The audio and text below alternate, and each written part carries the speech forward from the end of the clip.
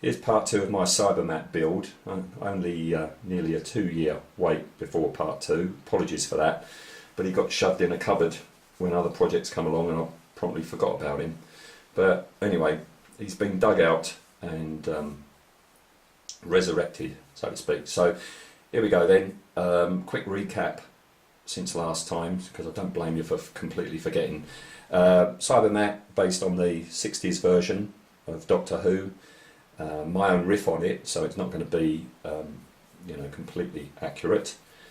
First step was to get a plastic scoop like that, cut the handle off and cut this arch out for its like mouth area, and then I'd marked down here and marked out where I wanted the eyes to go, and nearly 2 years ago that's where I left it. But he's back now. And as you can see, the only update there has been is I've cut the eyes out, which looks fine. Trouble though, I'd cracked it slightly when I was doing this cut here. As soon as I drilled that out, that's happened, which is going to be a problem because this is the type of plastic that most glues don't stick to.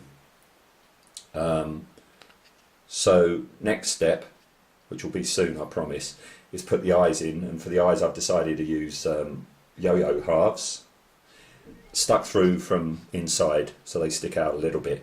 Looking at the photos from the 60s ones, their eyes aren't that pronounced really, so I think the yo-yo hemispheres that I've got are going to do that no problem. I'm going to be hot gluing them in place. That should work. It's not glue as such, it's just like muck that then sets. So it won't be the best of glued surfaces, but it will do.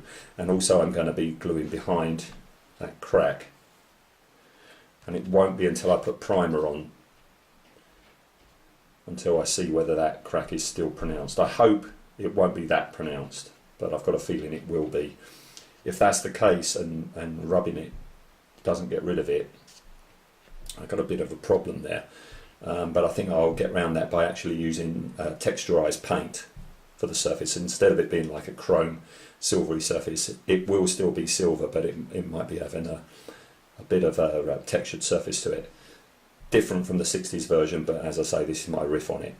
So that's the next stages, and then finally it will be just putting the rubber trim around the edges and then getting some sort of felt thing for the legs for it. So stand by for part 3, which won't be too long, I promise.